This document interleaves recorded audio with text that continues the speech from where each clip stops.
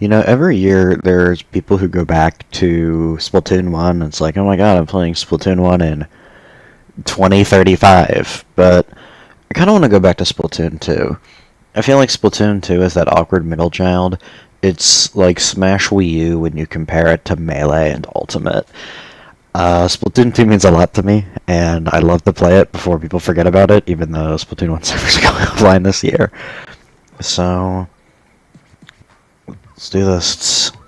I've actually been playing it a little bit recently, mostly for filming the history videos, but I've not really, like, kind of explored all parts of it in a long time.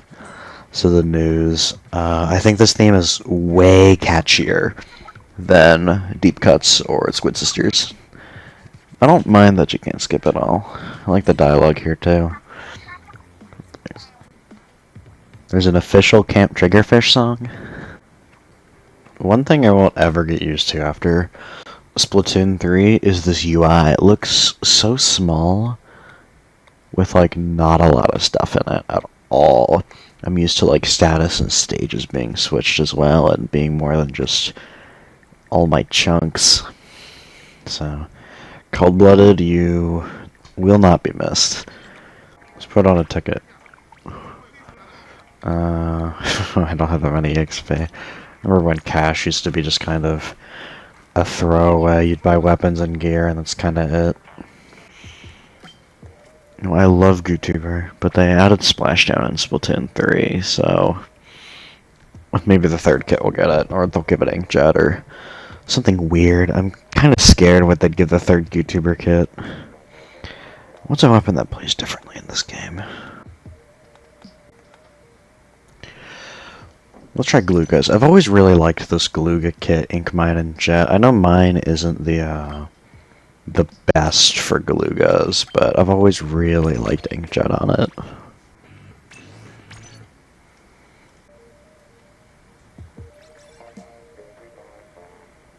There's a lot more players than I thought immediately, wow. You know, the last thing I wanted to do, like my first Splatoon game of 2024 is play an Anchovy. You know, when I was working on the last Ditch Effort video, I usually hop on Splatoon 1 or 2, maybe play like 5 or 6 games to get some footage. I usually like to try and differentiate the footage a little bit, like use different weapons at different stages. Like I don't want to get, say, let's say like 5 weapon clips, but they're all on like one stage. And I tried to squid roll there, but when I played Splatoon 2, Anchovy was on 4 out of the 5 times I booted up to get footage for Splatoon 2. Like, I don't really check the rotation beforehand or plan it. It was more so just when I had time. So it was just like, there's 23 stages in Splatoon 2. Anchovy, like, 60% of the time? Are you kidding me? I guess I'll do the math on that later. But it's just like, man. And here we are again. It's just the curse of Splatoon 2 Anchovy. And I honestly don't like that stage, or the stage, that much. I think the Splatoon 1 version is better, but I don't really like that one either, so just can't win. I mean, I don't mind the propellers. Sucks that the weapons I play don't really use them that well, but it's so weird playing Splatoon 2 after a while, because it's not like Splatoon 1 where it's radically different in almost every way. It's because it feels similar, but not that similar. Like the comparison of Smash Wii U to Smash Ultimate, I think, is a pretty good one. But oh, I hit him. Okay, I hit him twice. When you get the Galuga fall off there. Well, there we go. One thing that I did really appreciate in the transition to 3 is showing your own gear, because there are many times I would just play and not see the gear I have. I do kind of wish it showed in the top right, like Splatoon 1, and it showed what abilities was active, like it would flash. Like, they kind of do that here, but it shows, like, when the enemy kills you with Haunt or Respawn Punisher, it shows that, which they did at the... They did pretty early in Splatoon 2, so... That's a shame. You know, I was complaining about getting Anchovy and how it's not a great stage, and then I just get Kelp Dome. Not a great rotation. One thing I think Splatoon 2 did better than Splatoon 3 was the reintroduction of old maps.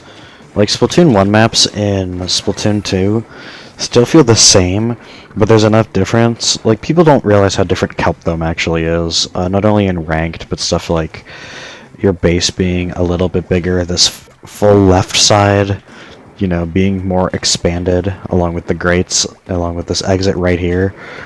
And in Splatoon 2, like when they were in Splatoon 3, when they reintroduced Splatoon 2 maps, they feel exactly the same. Like, Splatoon 1 maps feel different, but Splatoon 3, or 2 maps in 3, just feel so samey.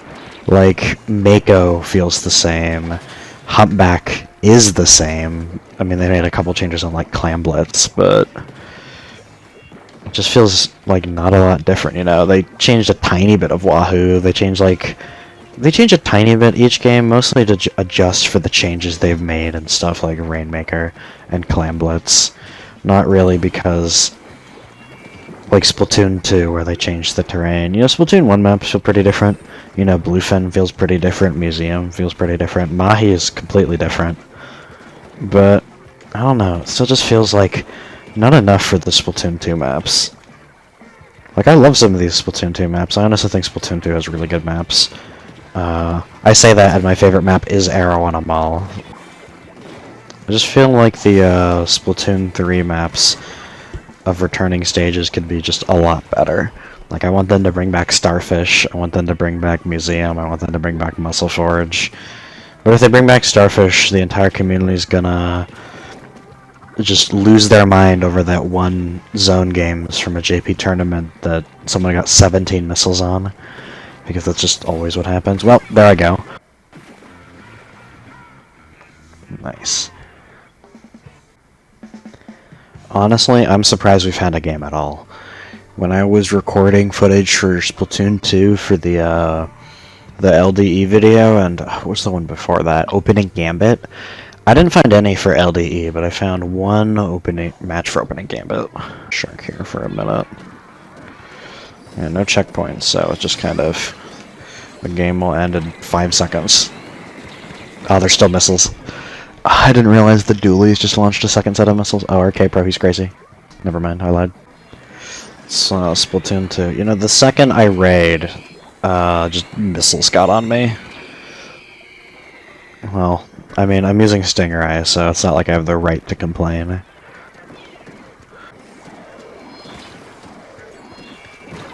Oh my god, I almost gotta back up. Really? 1 point? It sure is Splatoon 2 alright. Despite Machine not having the, all the nerfs it got in Splatoon 3, it's still kind of weird to play it. Probably because I'm not used to... Machine was a lot better, well, is a lot better in 3 because you have the new mechanics of like, it's a little slow, so you can squid roll. But I think I honestly like the kit of this a little more. I think the Kensa one is kind of stupid. Like stupid in a broken way. But I do really like Autobomb. Kind of sad that it got a point sensor in Whale. I wanted it to get Autobomb in Whale. But honestly, point sensor isn't that bad for it.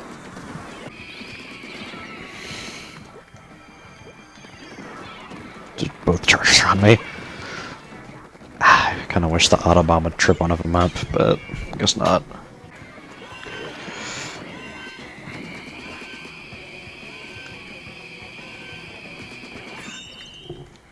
God, Stingray is so dumb. I'm glad they didn't bring this back.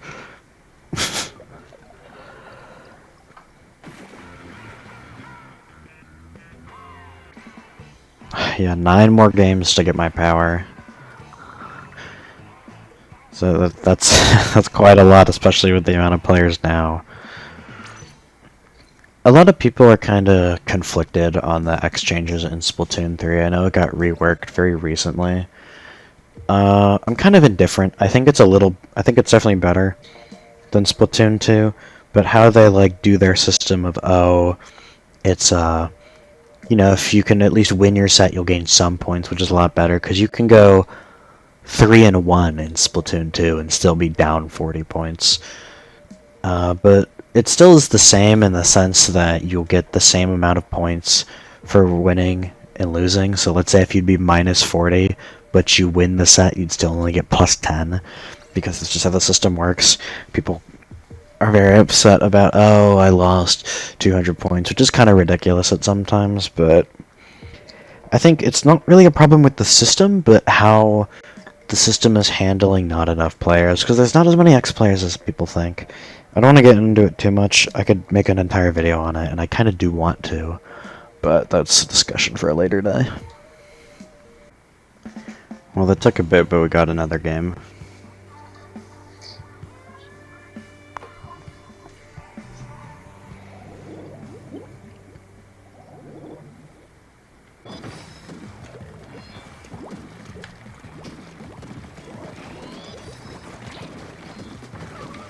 Come on.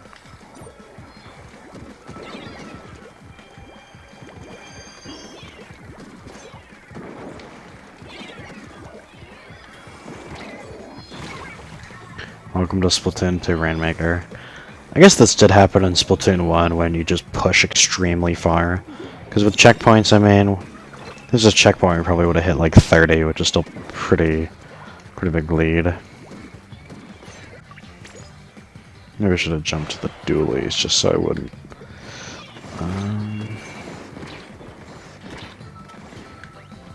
Gotta regen health. Almost got me.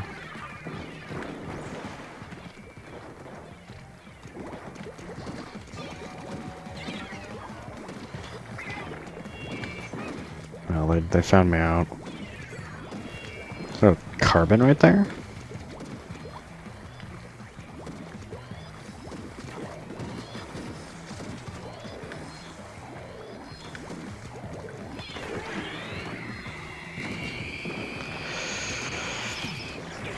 Yep, I was an easy target. Should have hid behind a wall at least. Give me more space to retreat. Just throw some auto bombs. Yeah, maybe I'll get my stingray. I got one. Oh, it's so over for them.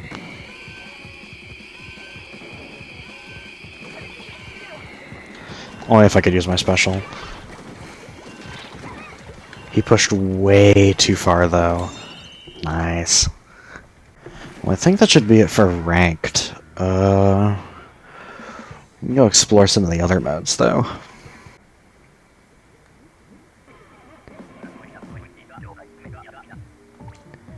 You know, in Splatoon 2, I liked Salmon Run, but I didn't play it like a ton. I just liked it.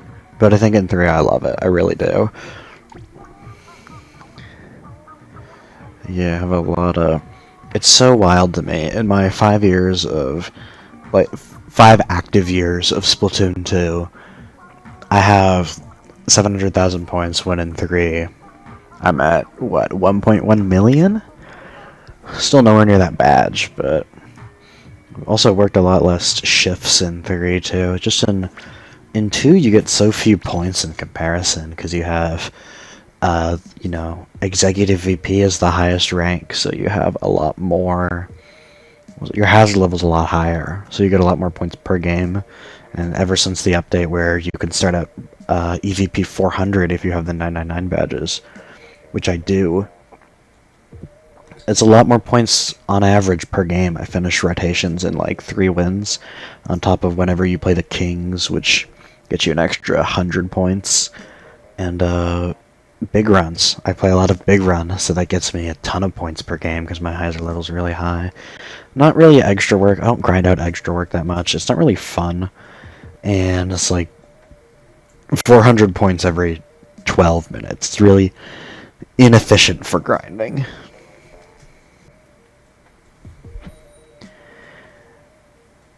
Yeah, this is one thing a lot of people didn't really experience in Splatoon 2.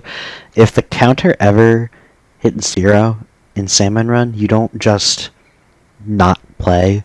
You play by yourself, and the hazard level's adjusted appropriately depending on the amount of players you have, because there's only one of you. But I kind of had a bad feeling this would happen.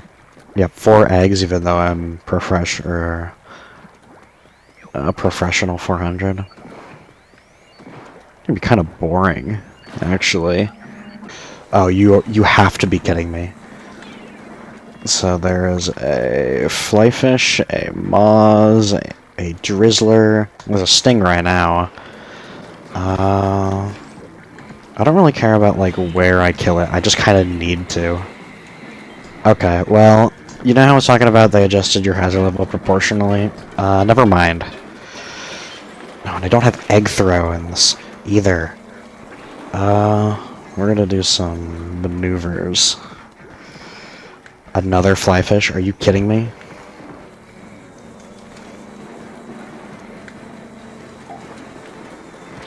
There's a third flyfish. You know, in Splatoon 3, they're pretty unfair with flyfish. Oh, I got hit out of the way. The bombs always seem to pop out when they really shouldn't.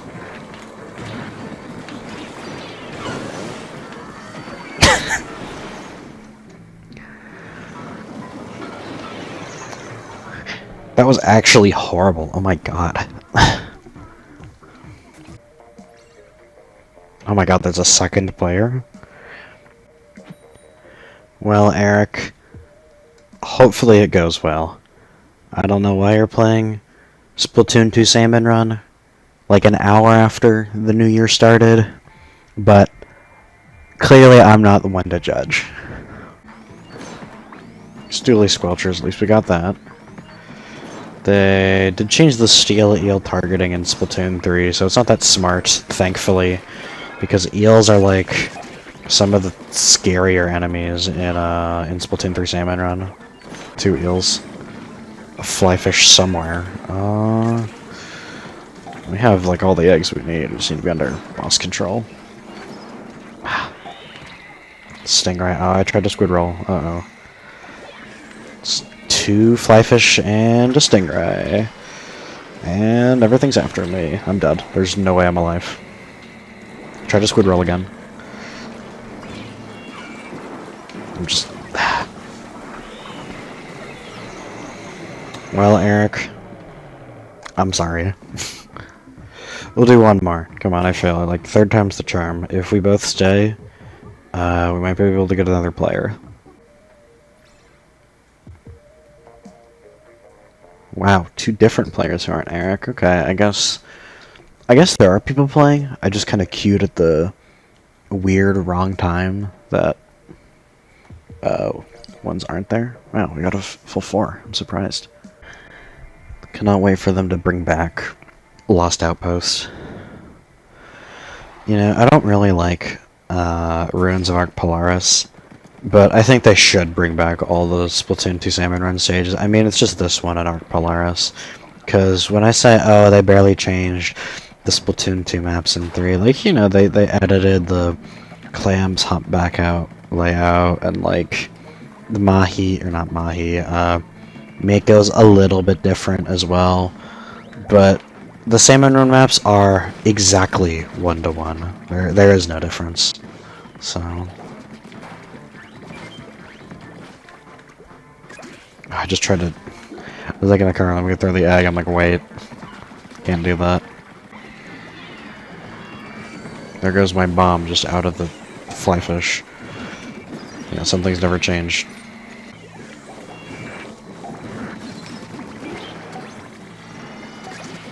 Maybe this is why I didn't like Splatoon 2 Salmon Run. It's just, there's a million things ever. Did my bomb not get that flyfish basket? Like, I know that doesn't matter now, but did it really not get that flyfish basket? Gonna be worse than I thought. You know, fun fact, custom dually squelchers was originally gonna get Stingray. You could see it in the 3.0 trailer when they're advertising Axe Battle. You see the specials used by the CDS, which was unreleased at the time, had Stingray, which was kind of neat.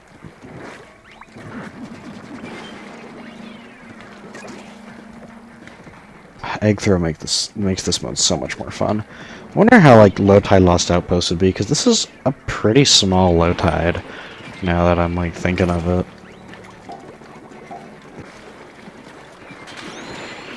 Can't tell if it's just the players, but this definitely feels a lot harder. The quota seems a little low, and I don't mean low by like Splatoon 3 standards. Like Splatoon 2, if you had a full group of like EVP 400s, I think it would start out at 19 on Wave 1. Or 19? No, that doesn't sound right either. Maybe it was 15?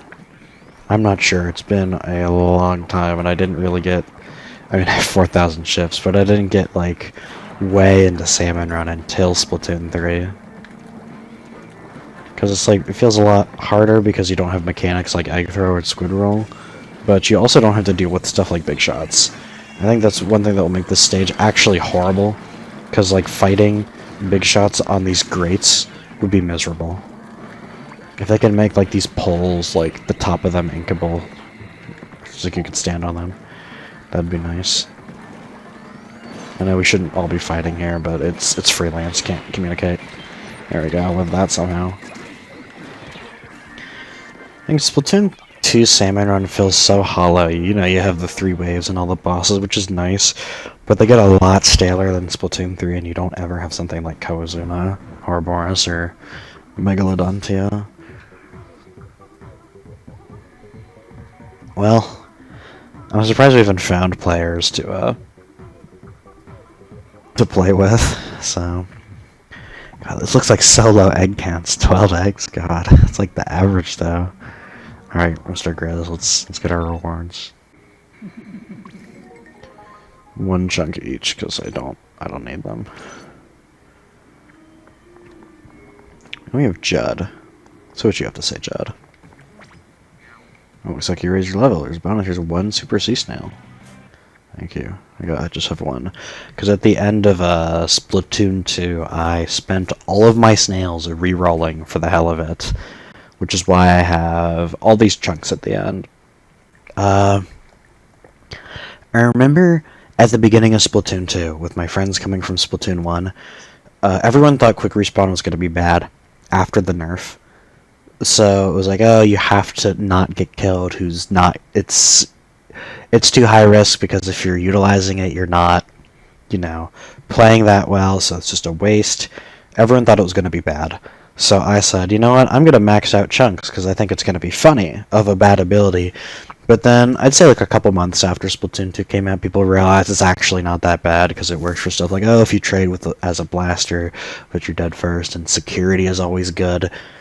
So, it's not that bad, clearly. I think any player would say it's ridiculous to think it's bad, but that time before Splatoon 2 came out, people thought it was bad, so I kind of have a memento from that. That's the first chunk I hit 999 on. And all these other ones, you know, Squid Force is extremely common brand. Yeah, Cold-Blooded and Bomb Defensive. The X got merged. Main Power, that's still quite a lot, even though Main Power came up a lot later. Let's actually go into Octo Canyon. Alright, though, let's look at Calendar. What do you guys have to say? Weapon Fortune Telling. Dually Squelchers. I should have did that before going into to Turf War. Oh well. Factopedia shows your kinds of sloshing machines, your most used slosher. 76% of your types hit the opponent about the same level as you, 24 above or below you. These stats are based off of your last 50 games, so it's not completely up to date, but it's still pretty cool. I really liked the idea of what Octo Canyon was with, oh, you upgrade all these, like, seeing that first trailer showing off all the hero weapons were really cool. I really enjoyed that. But, I don't know, after playing it, it's not like that. It's not that fun, honestly. I don't think Octo Canyon is that, like, this amazing single player. It's kind of like Octo Valley. It feels like an extended tutorial. But, I'm trying to think of stages. So I 100%ed Octo Canyon from start to finish in 2.5 days for an unused video I did over the summer. Just stuff came up. I didn't really have the time to edit it, and when I did, it was a lot. It was very overwhelming at once, and it was very, you know, mixed. So I never did finish editing it. I still have all the raw data. I have the script recorded, but that was back in August, and you know, it's the new year now. I might go back to it one day. It's kind of a fun thing, maybe as like a subscriber special. I'll finish it, but for the most part, it's not anything interesting. And I think because of that, Octo Canyon has really burned me out more than it already is, because I did get all the hero weapons, and all the hero weapons in Octo Canyon feel like, oh, I messed up the first jump already. It's just kind of whatever. The stages feel a lot less interesting because they have to accommodate for all these types of weapons. Like, yeah, I think having multiple weapons is cool, but each stage is less interesting because you need to account for all of these weapons.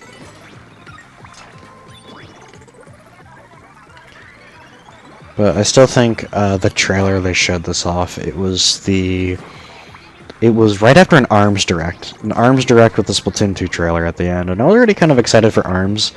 So seeing that, oh my god, there's a bonus Splatoon trailer at the end, really got me excited for Splatoon 2. I mean, I was already extremely excited for Splatoon 2.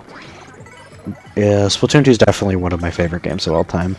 Definitely because I'm very sentimental with some games, and this game means the most to me when it comes to sentimentality. Like, I think Splatoon 3 is just, like, a better overall game, but Splatoon 2 will always mean more to me.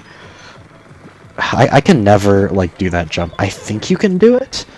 You don't have burst bombs in this game. And you can skip the jump here, but I'll just go around. Armor. Is it grind rail? Oh, I guess the grind rail goes to the end over there. Yeah, well, I guess I'll go pick up the squid rings there. I'm clearly not a speedrunner. I've seen speedruns at this level. They're kind of crazy with the dualies just hopping on the grind rails. Splatoon 2 speedruns are very fun to watch. I just think any Splatoon speedruns are fun, and the main guy's Lantro. I remember Tones Ballones was the one who was speedrunning back in 2015, 2016. He's the Splatoon speedrunner I remember. I'm not sure if he still does it.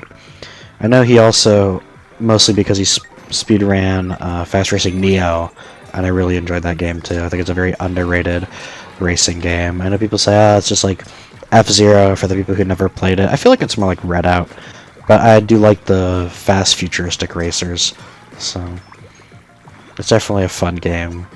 Fast Racing Neo and its Switch sequel, Fast RMX. Did make a video on it a long time ago before I was confident to show anyone what my YouTube videos entailed. Are you kidding me? Well,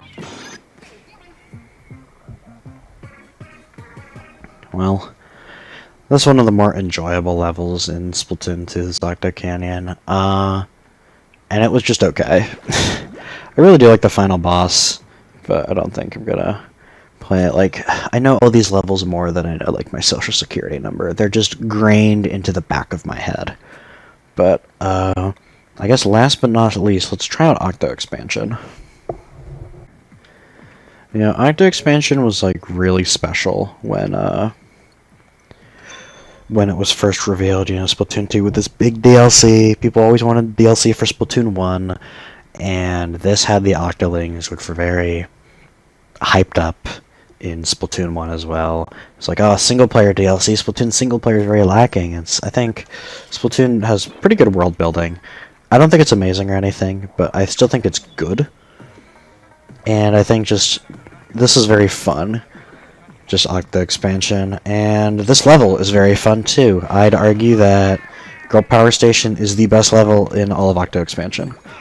And I know a ton of people really dislike it, but I think it's the best level ever, honestly. I'm thinking of making a video on it sometime. I might do it for Splatoon 2's, oh god, what is it, 7th anniversary is this year? So I'll reserve my thoughts on it then, but I think it is Octo Expansion's best level, like, by far. It was bad because we had that Octoling get off ink armor, which is actually the worst one to let by. It's not too bad when the slosher. I say that it's not too bad when the slosher attacks the orb because it's pretty low damage per socket. I'm thinking, what weapon do I want to do? I might want to do dualies just so I can kind of let myself get damaged too much.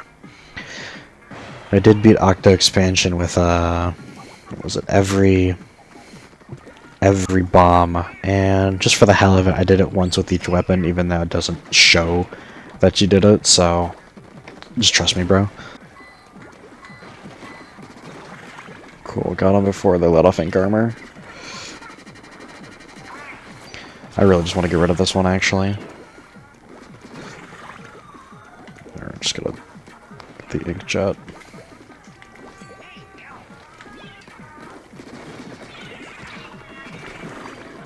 The splashdown could have been pretty bad. Oh, this inkjet feels so like floaty. Is that all? I thought there were more. What? Because I knew the splashdown one, he was kind of in one of the later waves, but I didn't know that was the last wave. Such a good level. Yeah, this one. I really like this one. This was you can grind CQ points. Because you would need... What would you need CQ points for? I don't remember why. I remember grinding it. It was a really fun level to grind, because, you know, it's pretty fast, and it feels satisfying to do it correctly as well, especially with Carbon Roller.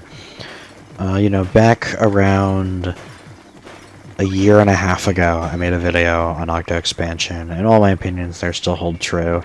I think the multiple weapon choices per level based on difficulty is genius. You know, because Octo Valley had the, you know, you could choose whatever weapons you want for each of those levels, but, you know, the levels are mostly the same. Some might be a bit easier, some might be a bit harder, but, you know. See, I'd always get this close, and that's what makes it satisfying. I always like this level too, the limited ink with Luna Blaster. I found it pretty fun. Let's see. So there was a specific way to do it.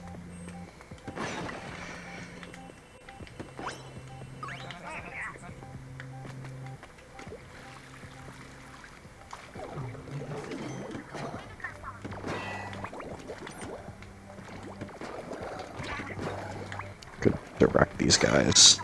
Just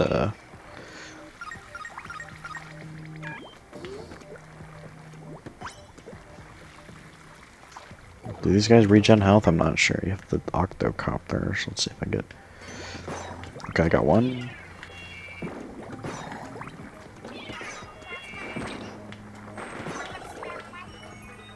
I should be fine. I still got like a tiny bit of ink.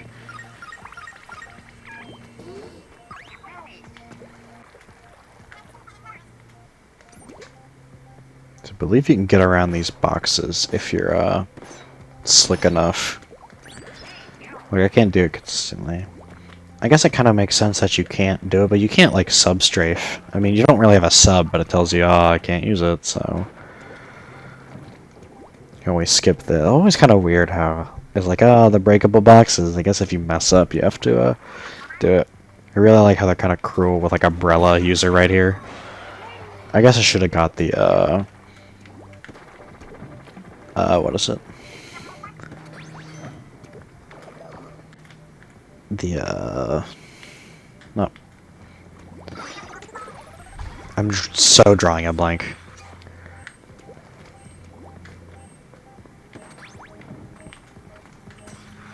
The ink refill, whatever it's called. I don't know.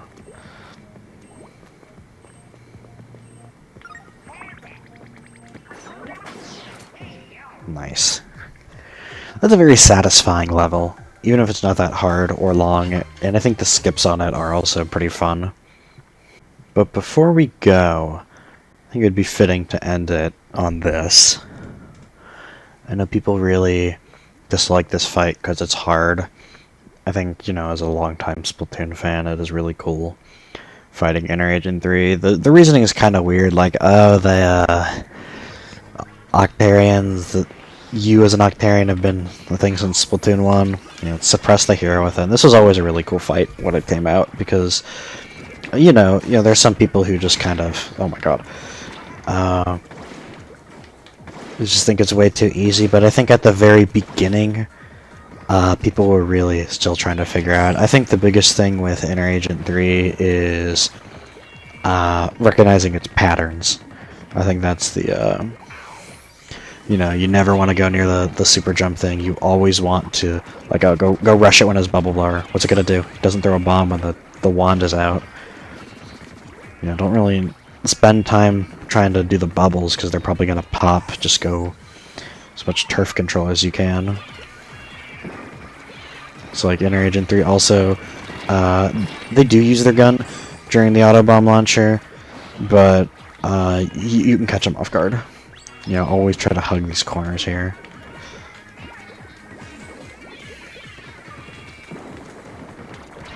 This one's a nice breather as well. You can, still throws auto bombs, still can damage you slightly from up here. The missiles can be annoying. Just kind of want to launch bombs and missiles are up.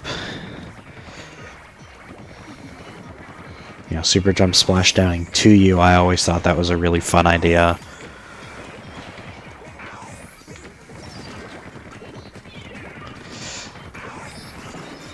I'm just so good, it's totally scripted right there.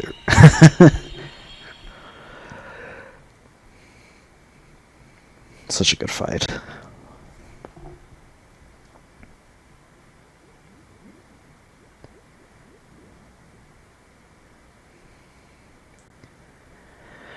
Well, I think that's all I really have to do playing Splatoon 2. It's still a great game. A lot of people who have started with Splatoon 3, there's not really a reason to go back to it. It is that awkward middle child that I've mentioned, but Splatoon 2 means a ton to me, and I wouldn't give it up for the world. So, I guess, Splatoon 2, 7 years later, is still good.